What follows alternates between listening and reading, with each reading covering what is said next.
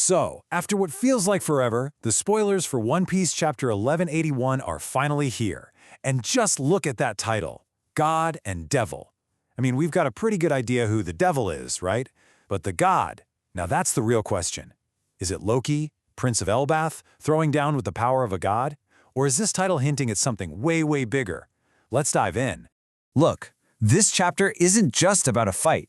It's about a series of bombshells that are about to completely change how we see the world of One Piece. We're talking connections between mysteries that honestly nobody saw coming. So as we kick off the first huge battle of this final saga, the real question is, what secrets are about to be unleashed? And believe me, this chapter wastes absolutely no time. It jumps right into the main event, the moment we've all been waiting for. It's a god meeting a devil. It's the Prince of Elbath, Loki, staring down the shadow ruler of the world, Imu. So Loki, in his hybrid form, just goes for it. He swings that massive hammer of his, Ragnir, trying to just flatten Imu with one insane crushing blow.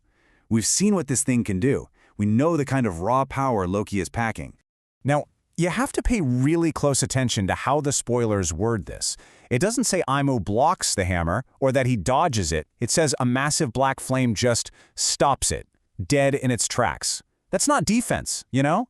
That's a statement. That's absolute terrifying dominance. And if stopping Ragnar wasn't crazy enough, Emu immediately erases Loki's biggest advantage. He just gets bigger. He grows his own body to match the giant prince. The message here is crystal clear. All your ideas about power, about size, they're completely meaningless when you're facing Emu. But you know, stopping the hammer and matching Loki's size, that's just the warm-up. What Imu does next is the real bombshell of the chapter. This is the reveal that's going to have the entire power-scaling community absolutely losing their minds. So out of literally thin air, Imu creates a massive sword. He calls it Nemesis. And the spoilers say it looks incredibly similar to Yoru. You know, the legendary blade of Dracula Mihawk, the world's strongest swordsman. He doesn't just summon it, he makes it. And here is the single most critical detail. The sources are super explicit about this. The attack Imu uses with this sword isn't just like one of Mihawk's, it's the same attack. This is no coincidence. This is a direct, undeniable link between the secret king of the world and the world's strongest swordsman. So naturally, the first thing everyone online is saying is, whoa, that's a massive Mihawk upscale. And they're right. His power, which has always been this huge mystery, is now tied directly to the final villain of the series. The implications here are just staggering. This just blows the doors wide open on so many fan theories. Is Mihawk a descendant of Imu? Is his sword, Yoru, actually a creation of Imu? We've already got the matching eyes, and now a matching attack? What is the real story here? But Imu isn't just some mindless monster with overwhelming power. As this fight is going on, he starts to speak, and he reveals this chilling philosophy that's guided his rule for 800 years. It's like he's not just fighting, he's giving a lecture. Imu's logic is, well, it's chillingly simple. He basically argues that everyone wants power, and that desire always leads to corruption. To get that power, people make what he calls pacts. And when you put all that together, he believes that domination is the only thing that can ever come out of it. Okay, let's stop on that word pacts, because this has huge lore implications. For us theorists, this is almost certainly about devil fruits. Think about it. A devil fruit is the ultimate pact. You trade away something fundamental, your ability to swim, and in exchange, you get this incredible, world-altering power. And this exchange right here? This is the entire ideological conflict of One Piece in a nutshell. Loki roars that he'll never submit to anyone. That's the spirit of freedom.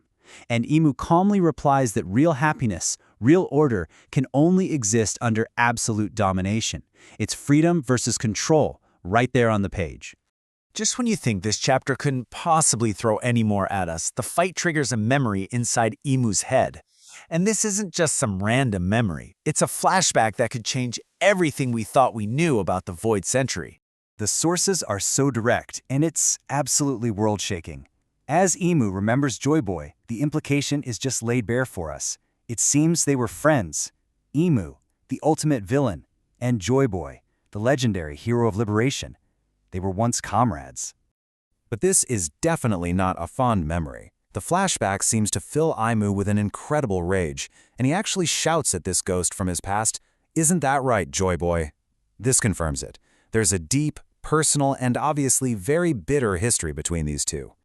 For anyone who's seen Naruto, the comparison the sources make is just perfect. They liken it to Madara and Hashirama, two incredibly powerful friends whose different ideas about the world shattered their bond and started a conflict that lasted for generations. That's probably the exact dynamic we're seeing here. So right after this emotional outburst from Imu, Loki sees an opening. He launches an all-out attack and actually manages to do something that no one else has. But the result? It isn't a victory. It's something much, much scarier. Loki's attack lands. It actually embeds Aimu into the massive atom tree. And according to the spoilers, this is the first direct hit that Aimu has taken in over 800 years. 800 years! This isn't just a punch, this is a historic moment. And Loki doesn't let up. He seizes the moment, transforms into his full, incredible dragon form, his true power, and just unleashes a massive thunder attack right at the trapped Imu. This is his ultimate move, a blast of pure, divine lightning. And the result of all that? After taking the full, direct blast from that god-tier attack, Imu emerges, and he is smiling. He didn't just tank it, he looks pleased. The chapter ends with this absolutely chilling image of a devil who actually seemed to enjoy taking a god's best shot. And as he's smiling, Imu says the final cryptic words of the chapter. "So you have returned." Just 4 little words that set up the next massive mystery. So the huge question that leaves us with is, who is he talking to? Is he looking at Loki and finally recognizing the sun god power within his dragon form? Or is he sensing someone else on the island, like maybe Monkey D. Luffy? This one question is going to fuel theories for weeks. What an unbelievably stacked chapter.